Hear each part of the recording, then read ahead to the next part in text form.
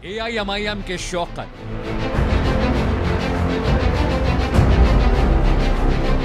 चुनावों से पहले हिमाकत,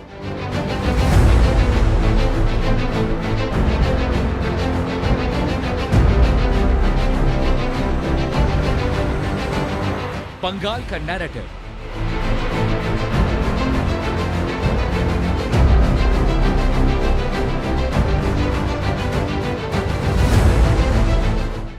यूपी में मौलाना एकजुट,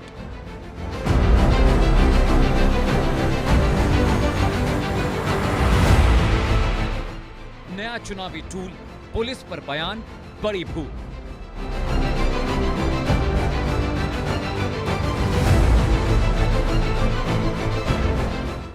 बंगाल का महाभारत,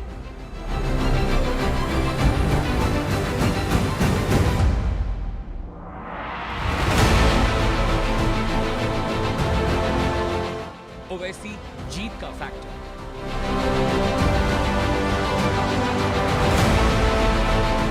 ग्यारह बनाम 111 भाईजान का नया नाम।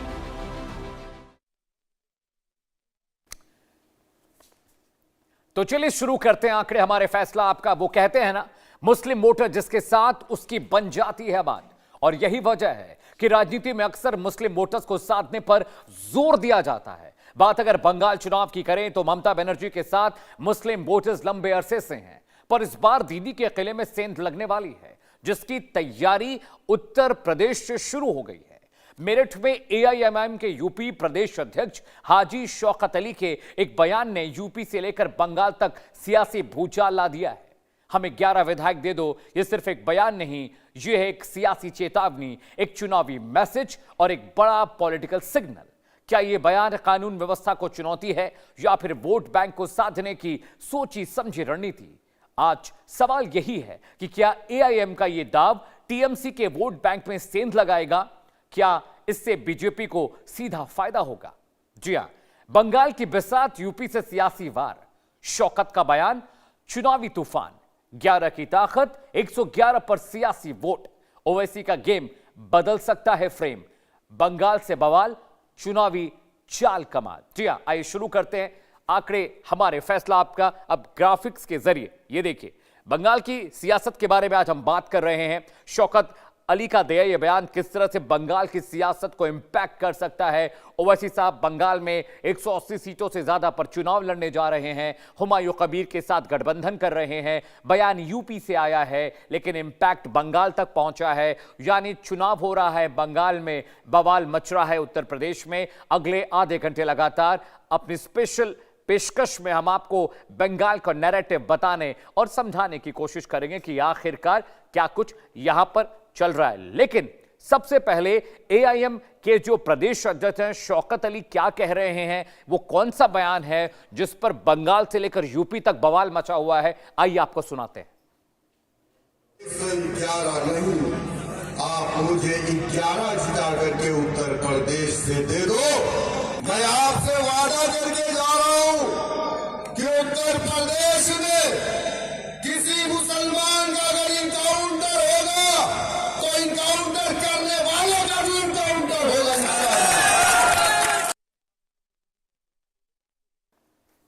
आपने शौकत का बयान सुन लिया। उनके इस बयान के बाद यूपी में भूचाल मचा हुआ है। वहां के सियासी नेता क्या कुछ कह रहे हैं, आइए वो भी आपको सुना देते हैं। आंख खोल के चलना चाहिए, नींद में बोले होंगे, बहुत रात से सोए नहीं होंगे। पूरे उत्तर प्रदेश में भव्य काम हुआ है, सड़कों का जाल हर जगह है। कैसी बात, देखिए ये सब लोग मैं शायद वो नहीं सो पाए होंगे, घर की पीड़ा होगी। इस तरह की बात जो करता है वो मानसिक विकृति का ये प्रतीक है, ये गलत है। Nobody can stand with it. Gandhi ji ने कहा था आंख के बदले आंख से दुनिया अंधी हो जाएगी। जिस तरीके से भारतीय जनता पार्टी के शासनकाल में हिंसात्मक कार्रवाइयां हो रही हैं अल्पसंख्यकों के खिलाफ, क्या उसी तरीके से शौकत अली जी बाकी लोगों के खिलाफ कार्रवाई करना चाहते हैं? ये अपने आप में अक्षम्य अपराध की तरीके से स्पष्ट करता है कि भारतीय जनता पार्टी और एमआईएम एक ही सिक्के के दो पहलू हैं। दोनों ही संविधान नहीं मानते, दोनों ही हिंसा पर उतारू हैं, दोनों ही लोग हिंदू मुसलमान करते हैं, दोनों लोगों की सांप्रदायिकता का जहर बोते हैं। एक हिंदुओं के नाम पर सांप्रदायिकता करता है और जहर बोता है, और दूसरा मुसलमान के नाम पर सांप्रदायिकता करता है और जहर बोता है। दोनों के खिलाफ कठोर कार्रवाई होनी चाहिए। जी हां, आपने बयान सुन लिया शौकत का, बीजेपी नेताओं के बयान भी आपको सुना दिए। पूरी खबर क्या है अब आपके लिए वो भी समझना जरूरी है कि भाईजान के बिगड़े बोल से किस तरह से बंगाल से लेकर यूपी तक की सियासत में भूचाल आया है। जी हां, बयान क्या है सुनिए। मेरठ में एआईएमआईएम प्रदेश अध्यक्ष हाजी शौकत अली ने एक विवादित बयान दिया। कहा 111 नहीं सिर्फ 11 विधायक दे दो, ताकत दिखा देंगे। शौकत ने सरकार की एनकाउंटर नीति पर सवाल खड़े किए। एनकाउंटर करने वालों का भी इनकाउंटर होगा, यह बात शौकत साहब ने कही, बाकायदा मजलिस में कही, हजारों लोगों के सामने कही। उन्होंने समाजवादी पार्टी पर भी निशाना साधा। आगे वो कहते हैं समाजवादी पार्टी को 111 विधायक जिताकर आपने कुछ नहीं दिया, वो बेबस है। यूपी से बंगाल के मुस्लिम वोटर्स को वो निशाना साधा गया है। उन्होंने कहा कि आपने 111 समाजवादी पार्टी को दिए हैं, 11 हमें भी दे दीजिए, यूपी की सियासत रवायत सब बदल कर रख देंगे। उन्होंने कहा विकास सिर्फ गोरखपुर और सैफई का नहीं होना चाहिए, विकास पूरे उत्तर प्रदेश का होना चाहिए और जनता के हक की बात होनी चाहिए। देखिए बयान दिया जा रहा है उत्तर प्रदेश में, लेकिन चुनाव बंगाल में है। ओवैसी साहब बंगाल जा रहे हैं, वहां पर गठबंधन करेंगे, चुनाव लड़ेंगे और ममता बनर्जी को चैलेंज करने जा रहे हैं। खैर, शौकत अली कौन है जिन्होंने यह बयान दिया? अब उनके बारे में भी आपके लिए जानना बहुत जरूरी हो जाता है। उनकी सियासत क्या है, यूपी में क्या कर रहे हैं, बंगाल से कैसे कनेक्ट हो रहे हैं। देखिए, एआईएमआईएम के उत्तर प्रदेश के प्रदेश अध्यक्ष हैं शौकत साहब। जी हां, पार्टी प्रमुख असदुद्दीन ओवैसी के बहुत करीबी माने जाते हैं, यूपी की सियासत को बहुत करीब से देखते हैं और पूरा जिम्मा इनके ऊपर है यूपी की सियासत का। पश्चिमी यूपी से धीरे धीरे राजनीति की शुरुआत की और वहां से ये बड़े पटल पर आए। पार्टी प्रमुख ओवैसी साहब के करीबी माने जाते हैं, वरदहस्त माने जाते हैं, बड़े फैसलों में इन्हें शामिल किया जाता है। बाद में शौकत अली एआईएम से जुड़ गए और एआईएम की रास्ते पर चले, उसकी सियासत करने लगे। बाद में शौकत अली को बड़े पद भी मिले, प्रतिष्ठा भी मिली और मेरठ में उनके दिए बयान के बाद उनके खिलाफ एफआईआर भी हुई है। एफआईआर क्यों हुई है? एफआईआर इसलिए हुई है क्योंकि पुलिस के खिलाफ उन्होंने बयान दिया। एनकाउंटर कौन करता है? पुलिस वाले करते हैं। उन्होंने कहा कि जो मुसलमानों का एनकाउंटर करेगा हम उनका एनकाउंटर कर देंगे। इस तरह की बेतरतीब बातें उन्होंने कही हैं, जिसके बाद उनके खिलाफ कार्रवाई हुई है। प्रशासन ने उनके खिलाफ एफआईआर दर्ज कराया गया है। आगे बढ़ते हैं। अब समझिए कि यूपी का बंगाल कनेक्शन क्या है, यही आपको समझाने आए हैं और पूरा नैरेटिव दर्शकों लेकर आए हैं, पूरी डिटेल, पूरे ग्राफिक्स लेकर आए हैं। शौकत अली के विवादित बोल के मायने क्या है, वो कहां निशाना लगा रहे थे, बात कहां से कर रहे थे, यूपी से जो बात निकली है वो कैसे बंगाल तक पहुंचेगी, वो आपको बताने जा रहे हैं। यूपी में दिया बयान, लेकिन बंगाल की राजनीति पर टारगेट था, क्योंकि शौकत अली ने जो बात कही है मुस्लिम वोट बैंक को लेकर कही है और मुस्लिम वोट बैंक का मतलब है कि पश्चिम बंगाल में चुनाव है। एआईएम की रणनीति और मुस्लिम वोट बैंक को मजबूत करने की बात हो रही है। समझिए, ये जो डिटेलिंग मैं आपको बता रहा हूं इससे बहुत गौर से समझिएगा। बयान यूपी में दिया गया लेकिन टारगेट पश्चिम बंगाल को किया गया। यही रणनीति पश्चिम बंगाल चुनाव में भी लागू होती है। वहां पर बड़े पैमाने पर मुस्लिम वोट बैंक है और उनके जरिए ही उन्हें साधने की कोशिश की जा रही है। इस तरह के जो बयान है वो तुष्टीकरण के दायरे में आते हैं, मुस्लिम वोटर्स को प्लीज करने की बात हो रही है। एआईएमआईएम बंगाल में मुस्लिम वोटों में हिस्सेदारी बढ़ाना चाहती है और इसीलिए इस तरह के नैरेटिव का इस्तेमाल हो रहा है, इस तरह की बातचीत हो रही है और इस तरह की चीजें बताई, जताई और समझाई जा रही हैं। बीजेपी वर्सेस टीएमसी की लड़ाई में तीसरा एंगल बनाने की कोशिश हो रही है, यानी बीजेपी और टीएमसी के बीच की लड़ाई में जो मुस्लिम वोट बैंक है उसे पोलराइज करने की कोशिश की जा रही है।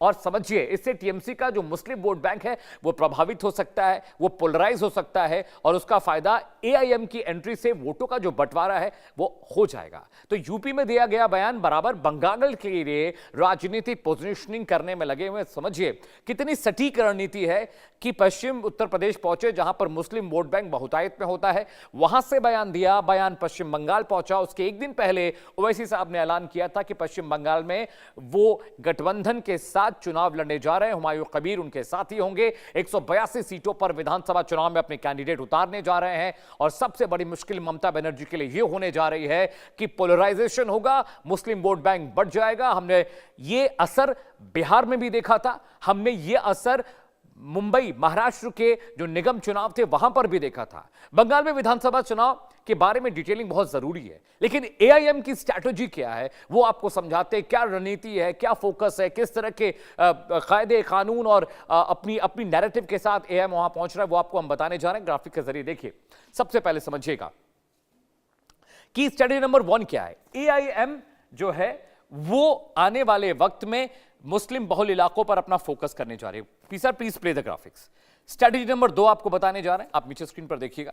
टीएमसी के मुस्लिम वोट बैंक को साधने की कोशिश है, वो एक बड़ा लक्ष्य है जिस पर चर्चा हो रही है, जिस पर बातचीत हो रही है।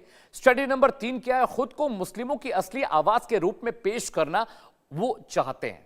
स्ट्रैटेजी नंबर 4 क्या है, लोकल नेताओं को आगे लाकर ग्राउंड मजबूत करने की बात चल रही है। यह बहुत ही क्रूशियल पॉइंट हो जाता है जो आपको मैं बता रहा हूं, समझा रहा हूं। स्ट्रैटेजी नंबर 5 क्या है, 5 पिछड़े इलाके जैसे मालदा मुर्शिदाबाद में पकड़ बनाना बहुत इंपॉर्टेंट था, बहुत जरूरी था, जिस पर चर्चा लगातार हो रही थी। स्ट्रैटेजी नंबर 6 क्या है, ध्रुवीकरण वाले मुद्दों पर आक्रामक बयान देकर कोर वोटर जोड़ना, यह बड़ी बात है। जी हां। और स्ट्रैटेजी नंबर 7 क्या है, बीजेपी टीएमसी के बीच खुद को तीसरा विकल्प बनाने की कोशिश है, जिस पर चर्चा हो रही है। जी हां। और स्ट्रैटेजी नंबर 8 और आखिरी स्ट्रैटेजी क्या है दोस्तों, कम सीटों पर लड़कर को भी वोट काटने की रणनीति पर हम काम कर रहे हैं। तो ये पूरी स्ट्रैटेजी है जिस पर वहां पर काम चल रहा है। आगे बढ़ते हैं। Please play next graphics please. आगे बढ़ते हैं। जी हां।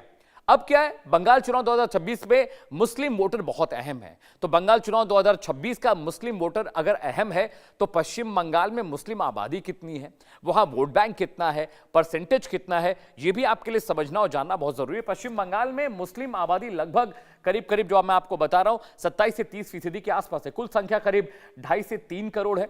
ये डिटेल ग्राफिक्स में आपको बता रहा हूं, समझिएगा बहुत ध्यान से। कुल संख्या करीब 2.5 से 3 करोड़ के आसपास है। मुस्लिम वोट बैंक क्यों है, हमें वो बता रहे हैं। 100+ विधानसभा सीटों पर इसका सीधा असर देखने को मिलता है और ये बहुत इंपॉर्टेंट हो जाता है कि आखिरकार किस तरह से टीएमसी और बीजेपी की लड़ाई के बीच ओवैसी साहब इसे साधने की कोशिश कर रहे हैं। चुनाव में हाई इंपैक्ट जिले कौन कौन से हैं, मुर्शिदाबाद है, मालदा है, बीरभूम है, दक्षिण 24 परगना है, उत्तर दिनाजपुर है, मुर्शिदाबाद है। ये तमाम वो इलाके हैं जहां पर आए दिन हिंसा होती रहती है और हर चुनाव पर यहां पर बम फोड़े जाते हैं, हाईजैक किया जाता है, बूथ कैप्चरिंग होती है। तो यहां चुनाव कराना आसान काम नहीं है और यहां पर अगर चुनाव हो रहे हैं तो इसका मतलब समझिए कि ये वो इलाके हैं जहां पर जिसे ममता बनर्जी का गढ़ माना जाता है, जहां पर अक्सर उनके कैंडिडेट जीत कर आते हैं और यही सबसे इंपॉर्टेंट फैक्टर हो जाता है मुस्लिम वोट बैंक का। वोट शिफ्ट हुआ तो सीधे रिजल्ट पलट सकते हैं, यानी वोट शिफ्टिंग अगर होती तो रिजल्ट पलटेगा और मुस्लिम वोट बैंक जो है बंगाल चुनाव का सबसे बड़ा गेम फैक्टर साबित होने जा रहा है। ये आपको बताने और समझाने की हम कोशिश करेंगे। कंटेंट में आगे बढ़ते हैं। Please take next graphics. अब समझिए कि किस तरह से यूपी का जो नैरेटिव है वो पश्चिम बंगाल के चुनाव को इंपैक्ट करने जा रहा है। ये आपको बताने और समझाने की हम कोशिश कर रहे हैं। और बहुत इंपॉर्टेंट, शौकत अली ने जो बयान दिया वो बयान सिर्फ यूं ही नहीं दिया गया, उस बयान के बहुत सारे मायने हैं, बहुत सारा इम्कान है। मुस्लिम वोट बैंक कितना है, हमें कुल संख्या करीब 3 करोड़ के आसपास है। तो इन्हें साधने की कोशिश की जा रही है, इन्हें समझाने की कोशिश की जा रही है कि अगर वहां पर ओवैसी साहब चुनाव लड़ने जा रहे हैं तो उसके मायने मतलब क्या है, वहां पर किस तरह से वोटों को पोलराइज किया जाएगा, वहां किस तरह से वोटों को साधने की कोशिश हो रही है। यूपी में दिए गए बयान पर पश्चिम बंगाल का इंपैक्ट देखने को मिलेगा, क्योंकि जो मुस्लिम वोट बैंक है उनके दिमाग में, जहन में यह डालने की कोशिश की जा रही है कि ओवैसी साहब ममता बनर्जी के मुकाबले, बीजेपी के मुकाबले पश्चिम बंगाल के मुसलमानों को ज्यादा बेहतर पॉलिटिकल रेजिम दे सकते हैं, ज्यादा बेहतर सरकार दे सकते हैं। हुमायूं कबीर ने जिस तरह से वहां पर मस्जिद की नींव रखी और मस्जिद की नींव रखने के बाद एक नई मस्जिद बनाने के लिए वो लगातार उन्होंने पुरजोर कोशिश की, पैसे जमा किए और लाखों जो मुसलमान है उनका समर्थन उन्हें मिल रहा है। तो इसे कैश करने की कोशिश में भी एआईएमआईएम है और यही सबसे बड़ा को फैक्टर है पश्चिम बंगाल में होने वाले चुनाव का, क्योंकि बयान तो चल रहे हैं यूपी में लेकिन उसका इंपैक्ट आपको पश्चिम बंगाल के मुख्तलिफ इलाकों में दिखाई देने को मिलेगा। क्योंकि जो सेंट्रल बंगाल का इलाका है, पश्चिमी बंगाल है, उत्तरी बंगाल का जो इलाका है वो बीजेपी का गढ़ कहा जाता है और वहां पर बीजेपी ने पिछले विधानसभा चुनाव के दौरान बड़े पैमाने पर सीटें जीती और उसके बाद जब वो वहां पर वो पहुंचे उसके बाद उनके नंबर्स में रेज आया, वहां पर ममता बनर्जी को नुकसान पहुंचा है। बंगाल में चुनाव दीदी संग मुस्लिम वोटर रहे हैं, तभी वो पिछले 3 टर्म से लगातार वहां पर मुख्यमंत्री हैं। वो ग्राफिक्स, वो डिटेल के जरिए हम आपको बताने और समझाने की कोशिश करेंगे कि किस तरह से मुस्लिम वोट बैंक का फैक्टर बहुत इंपॉर्टेंट था उनके लिए और कैसे उस फैक्टर के जरिए आने वाले वक्त में एक बार वो फिर से वहां पर कोशिश करेंगी कि वहां पर जो वोट बैंक है उसे साधने की कोशिश हो, क्योंकि मुस्लिम वोट बैंक के बूते ही ममता बनर्जी 3 बार से मुख्यमंत्री बनती हुई आई हैं। आपको दिखा रहे हैं 2011 विधानसभा चुनाव, टीएमसी पहली बार जब सत्ता में आई तो वहां पर मुस्लिम वोट बैंक भी उनके साथ खड़ा था। मुस्लिम वोट बैंक और Congress plus TMC plus left में बटा हुआ था। मुस्लिम बैंक इन 3 पार्टियों को वोट करता था, कांग्रेस को, टीएमसी को, लेफ्ट पार्टी को। लेकिन उसके बाद ममता बनर्जी आई तो उन्होंने पूरे मुस्लिम वोट बैंक को पोलराइज कर दिया। तब टीएमसी का मुस्लिम वोट पर कंट्रोल नहीं था, लेकिन धीरे धीरे काम करती गई। 2011 के विधानसभा चुनाव के समय से जो काम उन्होंने शुरू किया, जो कन्विंसिंग शुरू की वोटर्स की, वो देखने को भी मिला और आने वाले वक्त में उसका इंपैक्ट आपने देखा। टीएमसी दोबारा सत्ता में आई 2016 में और उस वक्त सबसे बड़ा जो इंपैक्ट था वो मुस्लिम वोट बैंक की वजह से था। लगभग 45% के आसपास जो वोट शेयर उनको मिला था और इसी वोट शेयर का नतीजा था कि ममता बनर्जी दूसरी बार सत्ता में आई, मुख्यमंत्री बनी। और वोट शेयर बहुत इंपॉर्टेंट है। समझिए कि किसी प्रदेश में अगर 45% वोट बैंक एक तरफा पड़ जाते हैं तो जीत सुनिश्चित है। मुस्लिम धीरे धीरे टीएमसी की तरफ शिफ्ट होने लगे। वो नैरेटिव दिया गया, वो प्लीज किया गया, तुष्टीकरण की राजनीति का आरोप लगातार बीजेपी लगाती रही और वो देखने को भी मिला। लेफ्ट और कांग्रेस कमजोर पड़ गए। 2016 विधानसभा चुनाव में कांग्रेस का तो सुपड़ा साफ हो गया था, लेफ्ट फिर भी सत्ता में थोड़ा बहुत फाइट कर रहे थे। उसके बाद 2021 का विधानसभा चुनाव है, टीएमसी की बड़ी जीत हुई, बंपर जीत हुई। बीजेपी ने बहुत कोशिश की लेकिन वो वोट शेयर बढ़ा, घटने के बजाय करीब 48% वोट शेयर हो गया। पहले जो 45.5% था वो बढ़कर 48% हो गया। 2021 विधानसभा चुनाव में ममता बनर्जी की पार्टी बंपर तरीके से जीत कर आई और उसका इंपैक्ट, उसका इम्कान, उसके नैरेटिव साफ साफ समझ में आ रहे थे। मुस्लिम बहुल इलाके करीब 85 सीटों में से 75 सीटें टीएमसी ने अपने खाते में की, जीत दर्ज की और वो दिखाई भी दिया ममता बनर्जी के काम करने के सलीके तरीके और उनके कन्विंसिंग में। 2026 में ही दोबारा मुस्लिम वोट बैंक थोड़ा बंटने के संकेत मिले, क्योंकि बीजेपी ने बड़े पैमाने पर अपने बड़े नेताओं को वहां पर रैलियों के लिए भेजा, कन्विंसिंग के लिए भेजा, तमाम संवाद लगातार साधने की कोशिश की गई, जिसकी वजह से जो मुस्लिम वोट बैंक था वो थोड़ा बटा। एआईएम कांग्रेस लेफ्ट से थोड़ा सा छिटका, 3 तरफा मुकाबला हो गया, टीएमसी वर्सेस बीजेपी वर्सेस यानी जो टीएमसी और बीजेपी था, जो मेन टक्कर थी, ज्यादातर इलाकों में बीजेपी और टीएमसी आमने सामने थे। हालांकि बीजेपी की तमाम कोशिश के बाद अमित शाह, प्रधानमंत्री नरेंद्र मोदी, तमाम बड़े नेताओं ने वहां रैलियां की और नंबर्स बढ़े जरूर, पिछले चुनाव के मुकाबले नंबर्स बढ़े, लेकिन बावजूद इसके टीएमसी सत्ता में आई और लेफ्ट पार्टी का सुपड़ा साफ हो गया। उसके बाद लेफ्ट पार्टी कहीं भी दिखाई नहीं दी और मुस्लिम आबादी कहां है पश्चिम बंगाल में, ये बहुत इंपॉर्टेंट फैक्टर है। इसे देखना, समझना, जानना बहुत जरूरी है और हम आपके लिए पूरा डेटा लेकर आए हैं, पूरी डिटेल लेकर आए हैं, जिसके जरिए आप समझेंगे कि किस किस जिले में, किस किस इलाके में, किस जोन में मुस्लिम वोट बैंक सबसे ज्यादा है। वो आपके लिए, आपको हम समझाने और बताने जा रहे हैं। ये देखिए बंगाल चुनाव की जंग, कितनी मुस्लिम आबादी। ऊपर से शुरू करते हैं। जलपाईगुड़ी में 20% मुस्लिम वोट बैंक है। उत्तर दिनाजपुर जो कि टीएमसी का गढ़ कहा जाता है, वहां पर 45 करीब 49% मुस्लिम वोट बैंक है। मालदा की बात करें, कारोबारी इलाका है, ये बीजेपी का गढ़ कहा जाता है, 51% यहां पर मुस्लिम वोट बैंक है। मुर्शिदाबाद, ये पूरा जो गढ़ है, यहां पर बीजेपी टीएमसी दोनों के बीच लड़ाई है। 14 सीटें दोनों पार्टियां जीत कर आई थी। इसके अलावा नीचे आते उत्तर 24 परगना, ये जो इलाका है, ये इलाका बीजेपी का गढ़ कहा जाता है। यहां पर 25% जो मुस्लिम वोट बैंक है, लेकिन यहां पर करीब 50% के ऊपर एसटी, एससी, ओबीसी और सवर्ण वोट है, जिसका फायदा बीजेपी को मिलता है। नीचे आते हैं बर्धमान की बात करें, बर्धमान का इलाका ये टीएमसी का इलाका कहा जाता है, थोड़ा पिछड़ा इलाका है, ग्रामीण इलाका है, यहां पर हमेशा टीएमसी जीत कर आई है। इसके अलावा बीरभूम की बात करें, बीरभूम वो इलाका है जहां पर बीजेपी का गढ़ कहा जाता है। दोनों में बहुत कड़ी टक्कर थी और यहां पर चुनाव के दौरान जमकर हिंसा हुई थी, जिसकी डिटेल और कहानी और तस्वीरें आपने टेलीविजन पर देखी हुई थी। हुगली की बात करते हैं, हुगली कोस्टल इलाका, यहां पर 15% मुस्लिम वोट बैंक और यहां पर बीजेपी ने सारी सीटें जीती थी विधानसभा चुनाव के दौरान और यहां पर जो मुस्लिम वोट बैंक पोलराइज तो हुआ, लेकिन बीजेपी को बहुत नफा हुआ। नादिया की बात करें, नादिया में 27% मुस्लिम वोट बैंक है। ये गढ़ टीएमसी का कहा जाता है। कुछ वक्त पहले लेफ्ट पार्टी यहां पर मजबूती से हुआ करती थी, लेकिन टीएमसी ने लेफ्ट पार्टी का सुपड़ा साफ कर दिया, उन्हें खत्म कर दिया और अभी भी टीएमसी सबसे अधिक विधानसभा सीट यहां से जीत कर आती है। अगला कोलकाता शहर की बात करें, कोलकाता जो है ये कोलकाता सिटी की बात कर रहे हैं, हावड़ा की बात कर रहे हैं, सॉल्ट लेक की बात कर रहे हैं, कोलकाता न्यू कोलकाता की बात करें, वहां पर ये बीजेपी का गढ़ कहा जाता है। शहरी इलाका, यहां पर जो पढ़ा लिखा तबका है वो वोट करता है बीजेपी को। इसके अलावा दक्षिण 24 परगना, एक और इलाका जिला रह गया दक्षिण 24 परगना, यहां पर 35% मुस्लिम वोट बैंक है और बीजेपी टीएमसी दोनों में यहां कांटे की टक्कर है। समझिए, हम सर्वे भी लेकर आए हैं। सर्वे में जनता क्या कहती है, जनता का मूड क्या है, किस तरह से वहां चीजें बदली। क्या हाजी शौकत अली का एनकाउंटर वाला जवाब सही था? क्या ऐसे बयान देने चाहिए थे? क्या एक नेता को, एक बड़ी पार्टी को इस तरह के बयान शोभा देते हैं? और सर्वे क्या कहता है आइए आपको बता देते हैं। जी हां, क्या हाजी शौकत अली का एनकाउंटर का जवाब एनकाउंटर वाला बयान सही है, गलत है? पब्लिक की राय क्या है? राय शुमारी भी हमने की है। हां, सही और जरूरी है, 24% लोग ये कहते हैं।